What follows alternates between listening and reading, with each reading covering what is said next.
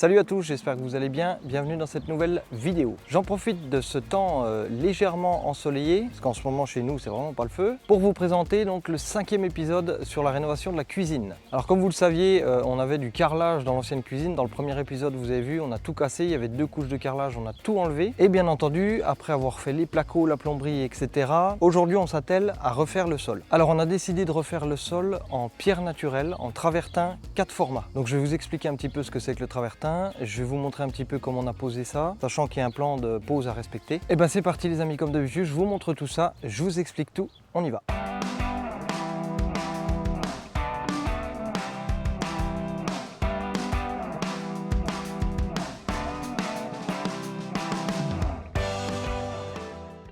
Alors juste avant d'attaquer, je vais te montrer un petit peu ce que c'est que le travertin. Alors tu peux voir ces fameux 4 formats. On a ici du 40-40, on a ici du 20-20, on a ici du 20-40 et on a ici du 40-60. Alors bien entendu, ça ne se pose pas n'importe comment, on doit respecter un plan. Alors je vous montrerai ça par la suite dans la vidéo. Alors le travertin, tu vois, c'est tout simplement de la pierre naturelle qui fait 12 mm d'épaisseur. Donc ça n'a rien à voir avec un carrelage traditionnel, on n'a pas une surface émaillée, rien du tout. Donc toute l'épaisseur, c'est uniquement de la pierre. Alors une fois que notre carrelage va être posé, tu verras par la suite que le joint, contrairement à un carrelage traditionnel, il va falloir recouvrir entièrement la surface du sol. Ce qui fait qu'une fois que nos carreaux seront posés, bien entendu on va venir remplir les joints ici, mais on va également venir remplir toutes ces aspérités du carrelage pour avoir au final une surface toute lisse. Et que toutes les petites aspérités soient bien bouchées par le joint, que ce soit nickel. Alors au niveau des joints, juste pour te faire quelques précisions, mais comme je t'ai expliqué tout à l'heure, ici on a un 60 par 40, ici un 40-40, ici un 20-20. Dans le plan de pose, on se retrouve avec par exemple un 40-40 à côté de celui-là et un 20-20. On est bien d'accord que 40 plus 20, ça fait 60. Seulement, entre ce carreau-là et ce carreau-là, il va falloir qu'on ait un joint. Sauf que quand tu veux faire un joint ici, on est bien d'accord qu'on n'est plus aligné sur les 60. Donc ce qu'il faut faire généralement, c'est que sur le 60 ici, puisqu'on aura un joint bien entendu ici, un joint entre ces deux-là, il faut tout simplement essayer de jouer un petit peu sur le 60 pour équilibrer le joint de chaque côté, sachant que les bords sont pas réguliers. Franchement, de jouer un petit peu sur les joints, ça se voit pas du tout à l'œil. Donc on est obligé de faire la pose comme ça tout simplement. Alors que pour moi, celui-ci aurait dû faire au moins 61 en longueur pour pouvoir rattraper à chaque fois les joints. Donc voilà, tout simplement qu'on est obligé de faire un joint un peu plus fin entre ces deux-là. C'est pas un réel problème puisqu'au final c'est quand même destiné à faire un ensemble très naturel avec la pierre, des nuances de couleurs, de tons, etc. Donc l'ensemble se marie bien, il n'y a aucun problème. Au niveau du collage, on va bien entendu enduire la dalle de colle, passer au peigne et ensuite sous les carreaux, on va venir faire un double encollage. On va légèrement beurrer le dessous de chaque carreau, comme ça on est bien tranquille avec un double encollage, ça bouge pas. Bien entendu, ce genre de produit se coupe facilement à la disqueuse traditionnelle avec un disque diamant, c'est nickel, il n'y a aucun problème, on peut même faire des arrondis dedans. On peut faire un peu ce qu'on veut. Donc voilà en gros pour te montrer un petit peu la différence entre du carrelage et ce genre de produit. Alors ce qu'on va faire maintenant, c'est que je vais te mettre quelques images de la pose. Et une fois qu'on aura avancé un petit peu sur la pose, je pourrais mieux t'expliquer comment poser tout ça par rapport à ce fameux plan. Au niveau de la pose, ça va faire comme dans le 3e épisode. Cédric, un copain artisan, était venu me faire les bandes. Il va également me poser le travertin, parce que j'ai jamais fait ça, mais je vais encore apprendre. C'était les 2 seules choses que je voulais faire dans la cuisine, les bandes et le travertin. Bien entendu, moi je vais scruter ça de près pour en apprendre le maximum. Alors ce que je vais faire, c'est que dans un premier temps, je vais m'occuper de trier tous les formats de carreaux. Je vais mettre quelques 20-20 ensemble, quelques 40-40, etc. Je vais trier par pile. Et comme ça, en venant faire la pose, on se met quelques rangées derrière nous et on n'a qu'à taper dans les piles de carreaux en fonction, en suivant le plan, etc. Bon bah c'est parti, on regarde ça ensemble, on y va.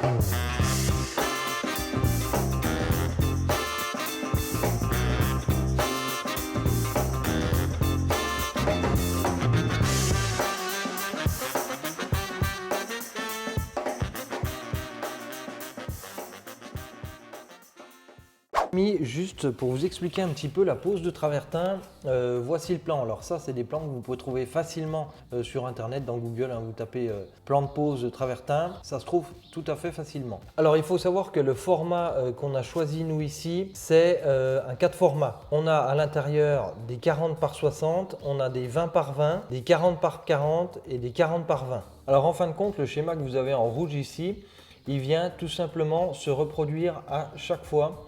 Peu importe la taille, la grandeur de la pièce que vous avez. Alors pour démarrer notre pièce, tout simplement, on n'a ni démarré au seuil de la porte, on n'a pas non plus démarré dans un angle de la pièce.